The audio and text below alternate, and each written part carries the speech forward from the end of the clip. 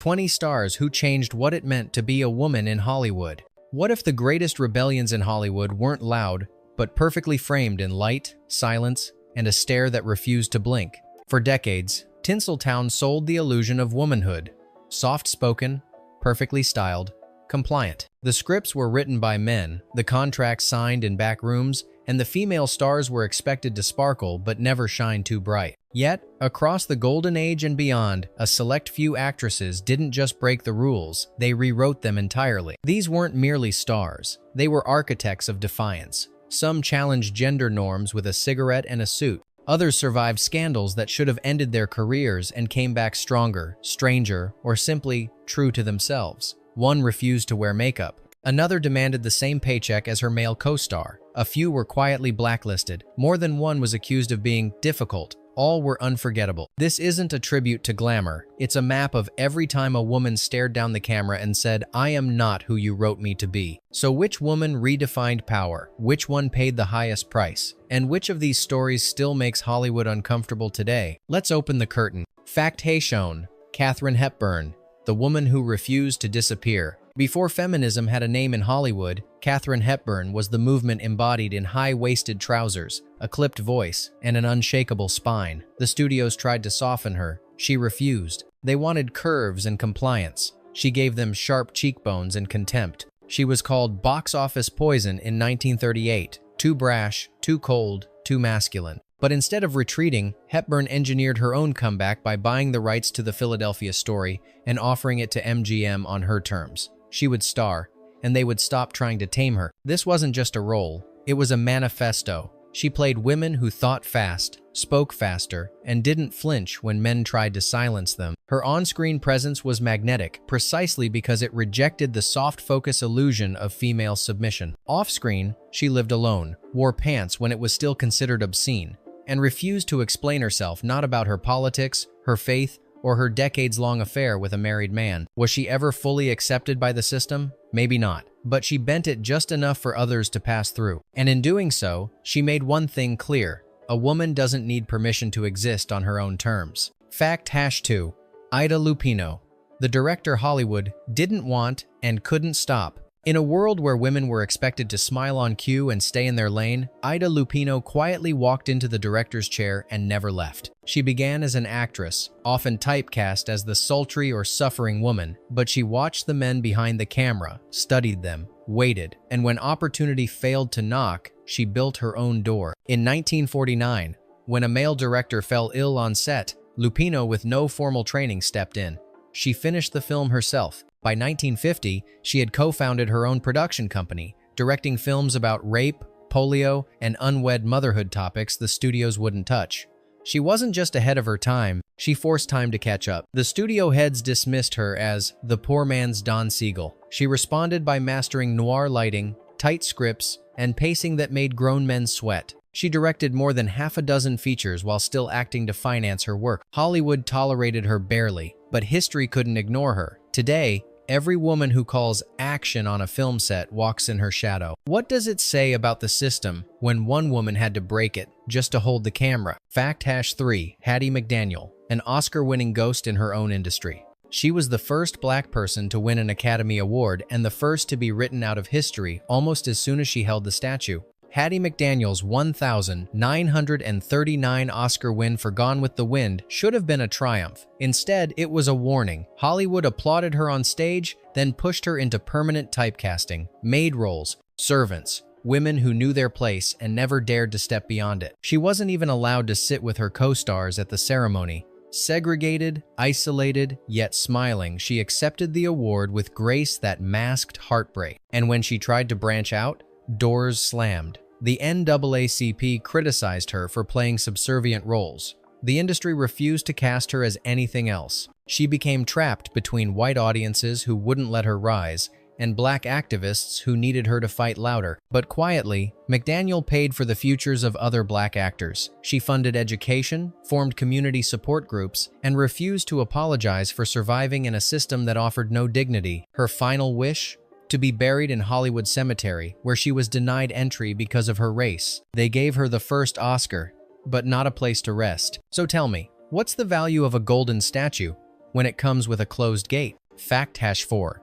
Marlene Dietrich, the woman who wore gender like a weapon. Before androgyny became fashion-forward, Marlene Dietrich made it political. On screen, she was sensual and mysterious. Off-screen, she dressed in tailored suits, kissed women in public, and stared down censors with a cigarette and a half-smile. In the 1,930 seconds, Dietrich walked into Hollywood like a controlled explosion. Her performance in Morocco, where she donned a tuxedo and kissed a woman on the lips, sent shockwaves through the motion picture production code. But she didn't flinch. She doubled down. To the studios, she was a risk. To audiences, she was magnetic. She blurred the lines between seduction and subversion, between male and female. Her image wasn't just about style, it was a declaration of war on the rigid roles women were forced into. When fascism rose in Germany, she publicly denounced the regime, rejected Hitler's personal plea to return, and became a U.S. citizen. She performed for Allied troops near combat zones, proving her loyalty wasn't to safety but to principle. She made femininity dangerous. She made masculinity beautiful. And she made identity impossible to cage. Was Marlene Dietrich ahead of her time? Or was she simply timeless? Fact hash 5. Lauren Bacall, the woman who refused to be a shadow. Lauren Bacall's voice was low, her stare sharp, and her presence impossible to ignore. But Hollywood wanted her to be the girl next to the man specifically, Humphrey Bogart. Their chemistry was legendary. But behind the smolder was a woman fighting to be seen on her own terms. She was just 19 when she starred in To Have and Have Not, instantly branded as Bogart's protege, lover, and eventual wife. But Bacall never intended to be a satellite. She fought for roles that had weight women with opinions, flaws, and fire. She turned down scripts that tried to tame her. She clashed with directors who confused beauty with obedience. And when Bogart died, the studios expected her star to fade. It didn't. She went to Broadway, earned Tony Awards, and returned to film with performances that showed age wasn't a curse, it was character. They called her The Look, but that look was a warning. I see everything, and I will not disappear. In a town that writes women out by 40, Bacall wrote herself back in again and again. What happens when the muse starts writing her own line? Fact hash 6. Ingrid Bergman, the exile who refused to apologize. Ingrid Bergman was once Hollywood's saint, pure, radiant, beloved. But in 1950, that image shattered when she fell in love with Italian director Roberto Rossellini while still married. She became pregnant. The press erupted. Senators condemned her on the Senate floor as an instrument of evil. Studios dropped her, talk shows blacklisted her, and Hollywood, that glittering factory of adultery and artifice, pretended to be shocked by a woman making a personal choice. But Bergman didn't beg for forgiveness. She left, moved to Italy, made Stromboli with Rossellini, a raw neorealist film that traded glamour for truth. Critics sneered, audiences flinched, but she kept working. 7 years later, she returned, not crawling, but crowned. In 1956, she won the Oscar for Anastasia, not for redemption, but for survival. Ingrid Bergman didn't just challenge Hollywood's moral hypocrisy, she exposed it. They tried to burn her at the stake, and she came back holding the match. So ask yourself, did she betray the system or reveal it? Fact hash 7. Gloria Swanson, the silent queen who refused to stay silent.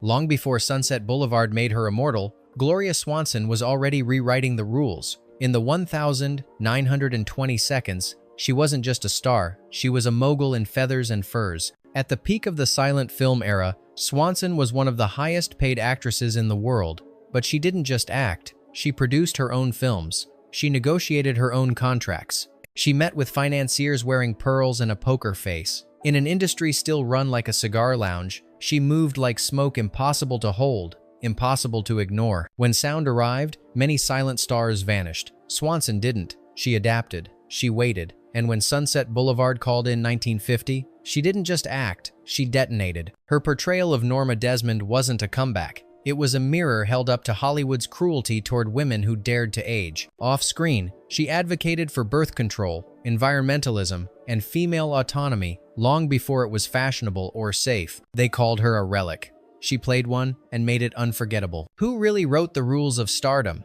if the fallen queen held the final line? Fact hashite. Judy Garland, the star they built and broke. She was America's sweetheart, the girl who sang Over the Rainbow, But behind the curtain, Judy Garland was a machine-made miracle, engineered, exploited, and ultimately abandoned by the system that made her shine. MGM controlled everything: her diet, her sleep, her image. They gave her amphetamines to stay thin, barbiturates to sleep, and scripts that told her how to be loved. Her childhood disappeared in rehearsals. Her adolescence dissolved under studio orders. But Garland didn't just endure, she rebelled in the only way she could, by feeling everything. Her performances carried a rawness that no director could manufacture. Every song, every sob, every moment on stage was laced with real scars. As she aged, Hollywood recoiled. She was labeled difficult, unreliable. But even as the industry shut her out, audiences clung to her because no one else made pain look so human. Her voice cracked because she lived every note. Her eyes sparkled because she had cried backstage. And in the end, Judy Garland wasn't a tragedy. She was proof that even when Hollywood tries to break you, your truth can still light up the screen. So who's the puppet and who pulled the final string? Fact #9. Jane Fonda. From pin up to provocateur. When Jane Fonda entered Hollywood, she was everything the system loved. Slim, blonde, daughter of a legend. But she was never comfortable being anyone's fantasy.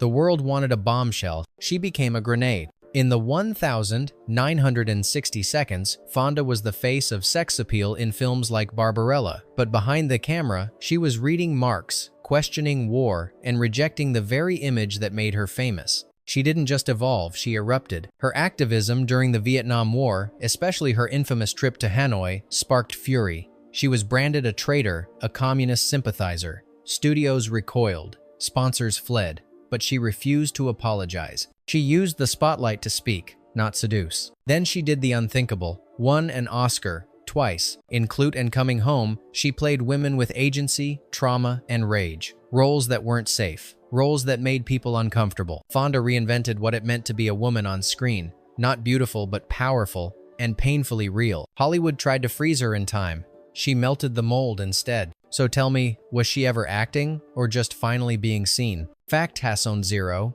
Faye Dunaway, the woman who refused to be soft. Faye Dunaway didn't play nice. She didn't play safe. She played women who burned with ambition, with rage, with secrets. And in doing so, she shattered the myth that female characters had to be likable, to be unforgettable. In Bonnie and Clyde, she made a killer glamorous. In Chinatown, she made trauma seductive. And in Network, she made a television executive more ruthless than any man in the room. These weren't roles designed to flatter, they were designed to cut. Directors admired her precision. Co-stars feared her intensity. The media called her difficult, uncontrollable, unstable. But what they really meant was, she didn't flinch. She demanded more from scripts, from herself, from everyone around her. She refused to play the girlfriend, the wife, the decoration. She played characters who wanted power and didn't apologize for it. She blurred the line between performance and possession, and it terrified the system. Was Dunaway punished for her fire? Probably.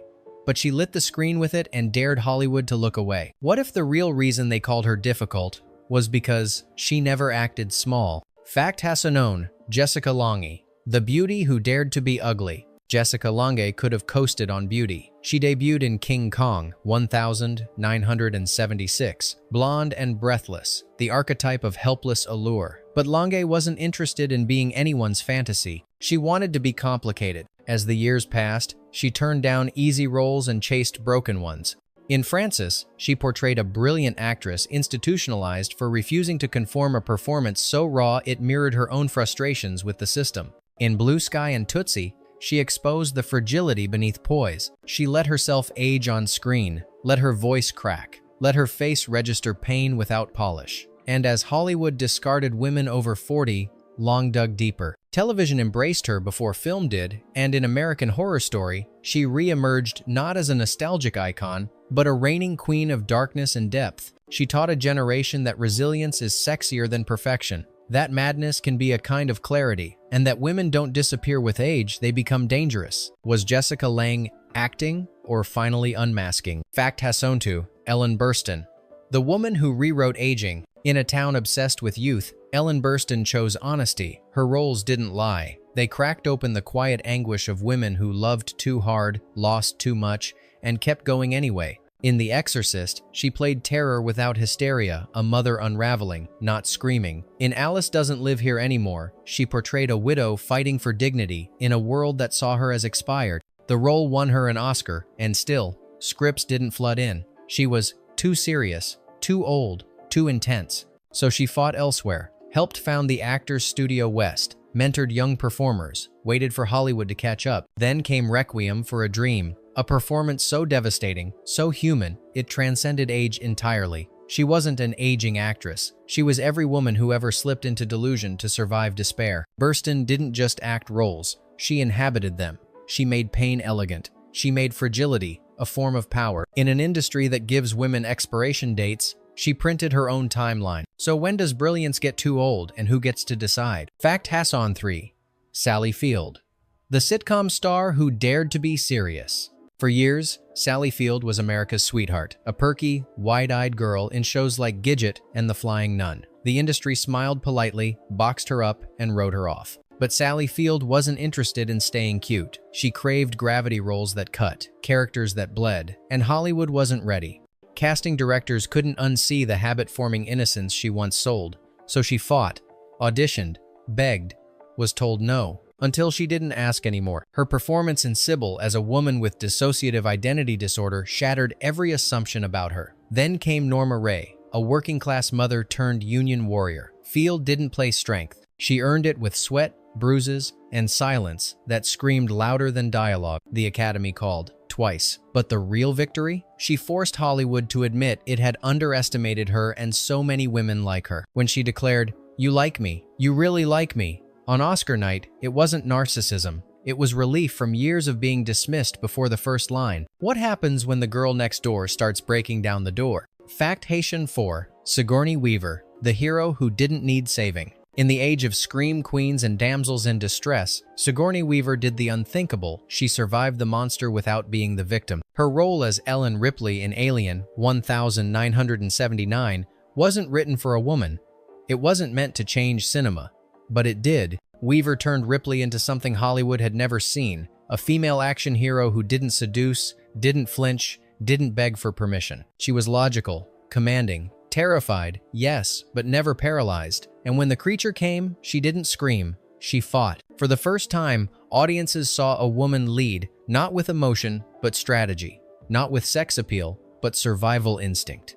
The role opened floodgates not just for sci-fi heroines, but for the redefinition of power on screen. Weaver continued to choose roles that stretched the limits. In Gorillas in the Mist, Working Girl, The Ice Storm, complex, flawed, unsentimental. She proved women could carry a franchise, carry moral weight, and still carry themselves. So why did it take a xenomorph to make Hollywood take women seriously? Fact Hassan 5. Susan Sarandon, the woman who aged like dynamite. Hollywood gives its actresses a window, youthful, compliant, and short. Susan Sarandon shattered it with a grin and a growl. She didn't age gracefully, she aged defiantly. In Thelma and Louise, she played a woman who refused to be quiet or rescued. In Dead Man Walking, she embodied compassion wrapped in steel. And through it all, she refused to apologize for being sexual, political, or blunt. When the industry expected softness with age, Sarandon gave sharpness. She became a symbol of sensual maturity, not in spite of her years, but because of them. Her politics made headlines, her roles made impact. She refused to be invisible, refused to be simplified, and every wrinkle, every risk, became part of her arsenal. Sarandon didn't just age on screen, she weaponized it. So what if getting older wasn't the end of the story, but the point where it finally gets good? Fact Hashan 6. Michelle Pfeiffer, the beauty who walked away from it. Hollywood loved Michelle Pfeiffer, but mostly for the wrong reasons. Her face, her voice, her screen presence made her the ideal fantasy. But Pfeiffer didn't want to be a projection. She wanted control. In the late 1980 seconds and early 90 seconds, she was everywhere. Scarface, Dangerous Liaisons, The Fabulous Baker Boys, Batman Returns. She played desire like a weapon, wrapped in elegance, layered with danger. But fame came with a script, one she increasingly refused to follow. She started turning down roles that treated beauty as currency, walked away from projects that pigeonholed her. She even took a near-decade-long hiatus at the height of her career to raise her children and live on her own terms. Directors called it a waste, but Pfeiffer knew the price of being everyone's fantasy. Your real self slowly disappears. When she returned, she did so on her terms, playing older, wiser, stranger. She chose roles that challenged rather than flattered, that asked who she was, not just how she looked. She could have coasted on allure. Instead, she chose autonomy. So what happens when the face of Hollywood turns away from the mirror and into herself? Fact Hasson 7, Frances McDormand, the face Hollywood tried not to show. In a world of contouring and curation, Frances McDormand refused to play the game. She didn't care for glamour, red carpets, or flattering light. She cared about truth, and it showed. Her breakout role in Fargo made her a household name, but not a star in the traditional sense. She didn't chase publicity, she didn't alter her face, she didn't apologize for aging. Instead, she doubled down. In 3 Billboards Outside Ebbing, Missouri, she was rage incarnate. In Nomadland, she stripped herself of performance altogether, blending into real communities, letting stillness speak louder than monologues. McDormand doesn't wear makeup to award shows. She rejects brand deals. She calls herself a character actor with leading lady privileges. But perhaps her boldest act is simply existing in Hollywood as herself, unpolished, uncompromising, undeniable. She reminds us, acting isn't transformation. Sometimes it's revelation. And maybe that's the scariest thing of all for an industry built on illusion. Fact Hasson 8, Jodie Foster, the genius who refused to be owned. Jodie Foster was never a typical star. As a child actor, she was brilliant. As an adult, she was impenetrable. From Taxi Driver to The Silence of the Lambs, she played characters who were complex, cerebral, and emotionally guarded, much like herself. Hollywood couldn't quite access her, and that made her dangerous. She graduated from Yale, spoke fluent French, directed her own films, rarely gave interviews, and lived her personal life on her own terms, declining to define her sexuality publicly until she was ready, not when the tabloids demanded it. Foster never let fame devour her. She studied it, deconstructed it, and then rebuilt her career outside its grasp.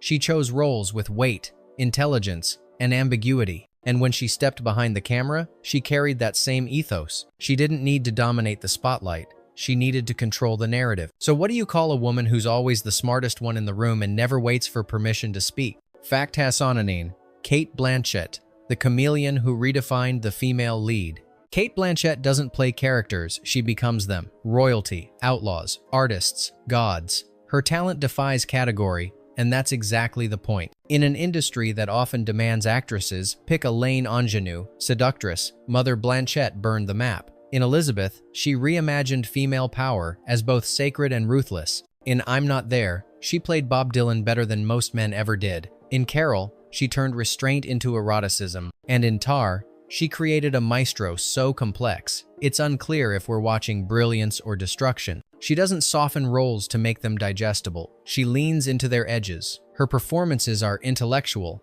calculated, but never cold. Each one challenges the audience to ask, what do we really expect from a female lead? Blanchett's genius isn't just in transformation, it's in erasure, of vanity, of gender expectation, of predictability. In her hands, the female lead becomes something terrifyingly new, unknowable, and therefore unstoppable. So what if the most dangerous thing a woman can be is unpinned? Fact #20, Tilda Swinton, the woman who made gender irrelevant. Tilda Swinton doesn't perform gender. She performs essence. With her alabaster skin, angular frame, and mercurial presence, Swinton doesn't fit into any Hollywood mold, and she never tried. She played Orlando, a character who changes sex across centuries. She portrayed archangels, immortals, androgynous fashion icons, mothers, monsters, lovers, sometimes all in the same film. She doesn't just blur the line between male and female, she dissolves it. Swinton has never been interested in playing women, she plays people. Complex, alien, philosophical. Her aesthetic choices challenge the industry's obsession with relatability. She makes no effort to charm, only to haunt. Off-screen, she's equally defiant, raising children in the Scottish Highlands, refusing to engage with Hollywood's social machinery, avoiding celebrity culture with monastic precision. In a world that begs for definition, she remains fluid and completely free. So what happens when a woman refuses to be one thing and becomes everything instead? Bonus fact: Mae West, the woman who wrote her own stardom.